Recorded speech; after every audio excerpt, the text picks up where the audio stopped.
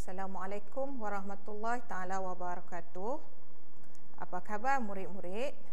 Hari ini kita akan belajar Sains tahun 6, Unit 3, tajuk Mikroorganisma.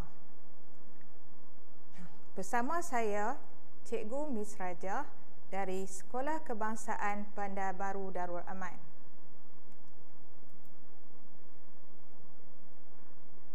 Standard kandungan 3.1 Proses hidup dan kesan tindakan mikroorganisma. Standard pembelajaran 3.1.3 Memerihalkan proses hidup mikroorganisma dengan menjalankan penyiasatan. 3.1.4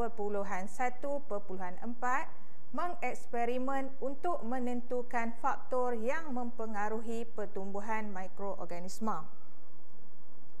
Jom kita jelajah dunia mikroorganisma untuk mengetahui proses hidup mikroorganisma dan faktor yang mempengaruhi pertumbuhan mikroorganisma. Mikroorganisma ialah benda hidup. Mikroorganisma menjalani 3 proses hidup, iaitu bernafas, bergerak dan bertumbuh. Mikroorganisma boleh bernafas. Cuba perhatikan gambar rajah di sebelah. Yeast yang dicampur dengan gula dan air suam dan diletakkan ke dalam botol. Kemudian diletakkan belon di mulut botol. Selepas beberapa ketika, belon akan mengembang. Belon mengembang disebabkan oleh yeast bernafas dan membebaskan gas karbon dioksida di dalam belon. Ini membuktikan yang yeast bernafas.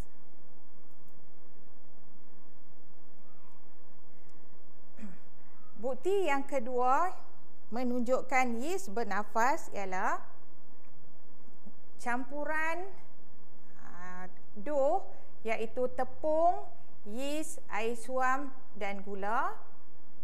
Selepas 30 minit, dough akan mengembang. Ini juga menunjukkan yang yeast bernafas dan membebaskan gas karbon dioksida di dalam dough, lalu menyebabkan dough mengembang.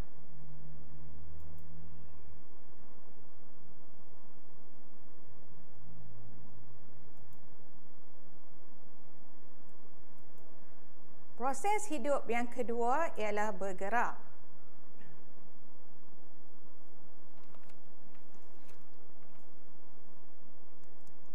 Selain bernafas, sesetengah mikroorganisma boleh bergerak.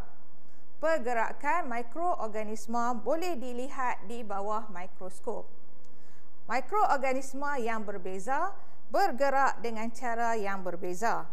Mikroorganisma bergerak dengan menggunakan struktur khas, iaitu silium.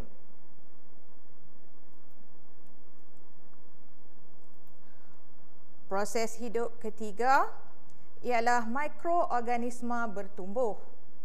Mikroorganisma membesar dan membiak seperti organisma yang lain. Cuba perhatikan roti, nasi dan buah limau pada gambar rajah di sebelah. Roti, nasi dan limau ditumbuhi kulat apabila dibiarkan selama beberapa hari. Pertumbuhan mikroorganisma di atas makanan ini menyebabkan makanan menjadi rosak dan busuk. Ini membuktikan bahawa mikroorganisma boleh bertumbuh.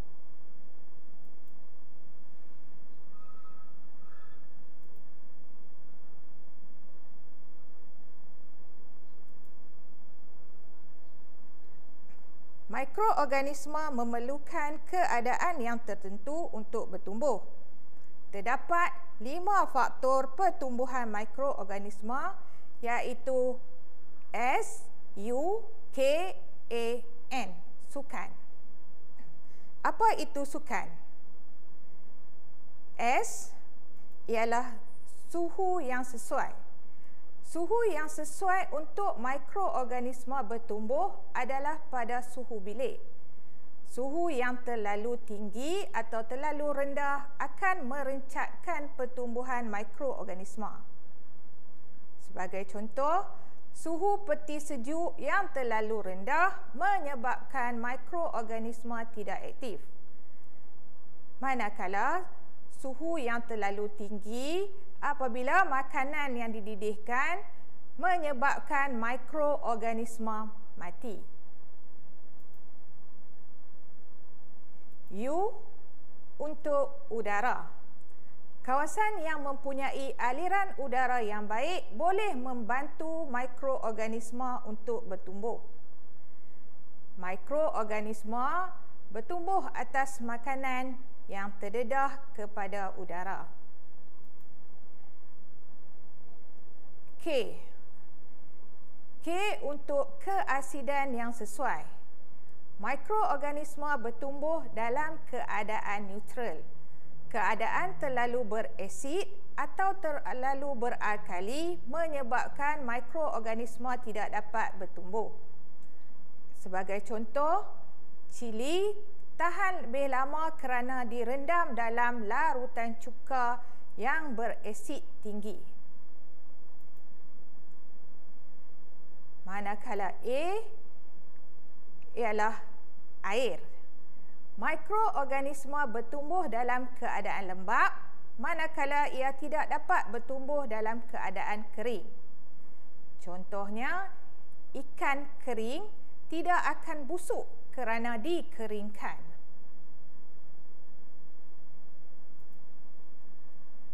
Dan akhir sekali ialah N untuk nutrien. Nutrien membekalkan tenaga kepada mikroorganisma untuk bertumbuh.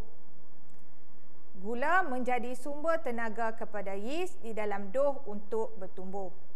Sebagai contoh, dough yang diletakkan gula akan mengembang, manakala dough yang tidak dimasukkan gula tidak akan mengembang atau naik.